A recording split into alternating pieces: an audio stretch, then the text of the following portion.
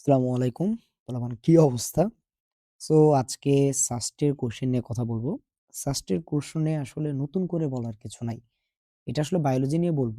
But আমি যদি সাস্টের overall কথা বলি, আমার একদম নিজে যখন পড়াশোনা করছি, ঠিক তখন থেকে সাস্টের প্রশ্ন আমার সবচেয়ে বেশি ভালো লাগে। সাস্টের প্রশ্ন। আমার কাছে মনে হয় যে ভাই একটা অ্যাডমিশন টেস্টের প্রশ্ন এমনই হওয়া উচিত। মানে মানে এটা তোমরা নেগেটিভ ভাবে নিও না। বাট আমার কাছে সবসময় মনে হয় যে একটা অ্যাডমিশন টেস্টের প্রশ্ন ঠিক এমন হওয়া উচিত। কেমন? যে এটা আসলে তোমাকে ঠিক ১ লাইন আগে থেকে ভাবতে হবে। ১ লাইন আগে থেকে মানে ওরা তোমাকে ডিরেক্টলি বলে দিবে না। তুমি যদি এই বায়োলজি প্রশ্ন দেখো, আমি এখানে ৫ টা প্রশ্ন নিয়ে মেইনলি আলোচনা করব। যদিও এই জায়গায় সবগুলোর অ্যান্সার দেওয়া আছে, তোমরা অ্যান্সারটা দেখে নিতে পারবা। বাট আমি মেইনলি ৫ টা প্রশ্ন নিয়ে কথা বলব। যেখানে তুমি বুঝতে পারবা যে কেন সাস্টের প্রশ্ন আলাদা। কেন এটাতে আসলে আমি বলি ১ লাইন আগে থেকে আমাদের জানতে হয়। এই ১ লাইন আগে থেকে জানা মানে কি জানো? তুমি বুঝে, বুঝে পড়বা। তোমাকে বুঝে, বুঝে পড়তে হবে। তোমাকে টপিকটা বুঝতে হবে।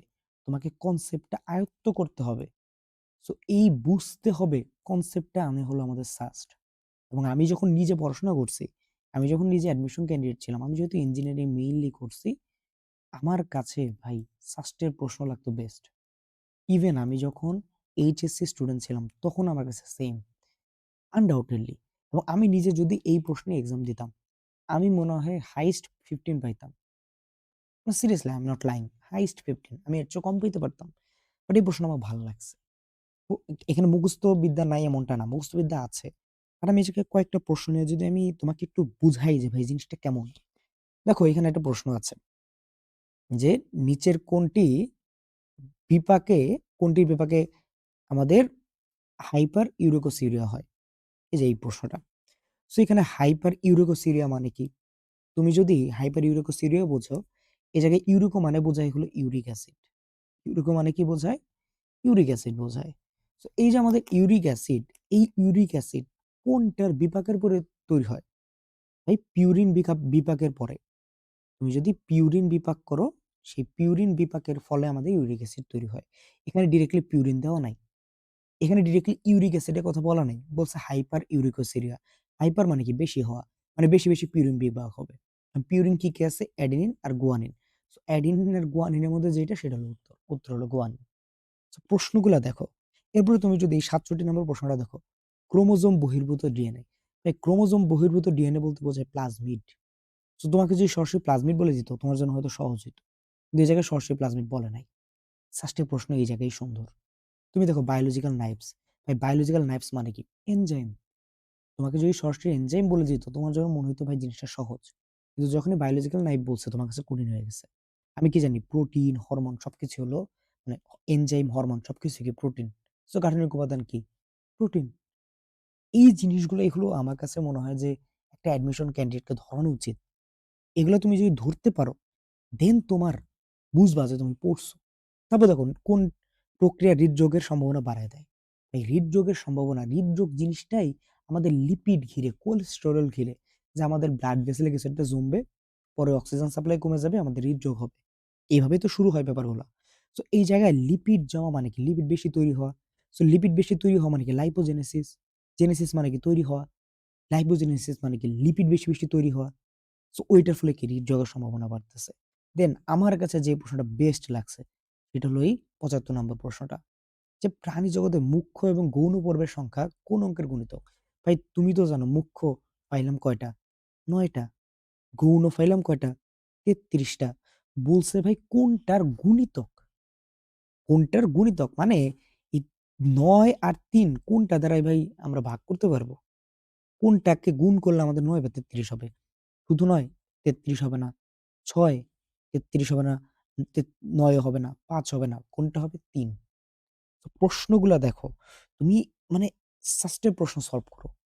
আমি একটা সময় একটু হতাশ হইছিলাম। যখন দেখছিলাম যে ভাই আমার এই জায়গায় আ সাস্টকে যখন সাস্টকে গুচ্ছের সাথে এড করা হইছে আমি অনেক কষ্ট পাইছিলাম। এই কষ্ট পাওয়ার কারণটাও ভ্যালিড। কারণ ভাই গুচ্ছে যদি এমন প্রশ্ন করত, গুচ্ছ ভর্তি পরীক্ষায় যদি ভাই এমন প্রশ্ন করত, এক্সাম শেষে মেক্সিমাম কান্নাকাটি করত এবং পাস মার্ক তুলতে টানাটানি বেজে যেত এবং সাস্ট ভর্তি পরীক্ষায় ভাই huge number of students fail করবে। হিউজ নাম্বার অফ স্টুডেন্ট এবং সাস্টের বায়োলজির যে প্রশ্ন এইটা দেখে মেডিকেলে যারা প্রশ্ন বানায় এদের ভাই একটু শেখা উচিত। আমি বলতেছি না এত কঠিন প্রশ্ন করতে। ভাই এট লিস্ট ৫-৬ টা কোয়েশ্চেন তো জাতের করবে। এট লিস্ট ভাই মানে 20% বা 25% তো এমন প্রশ্ন করবে। একই প্রশ্ন রিপিট করে।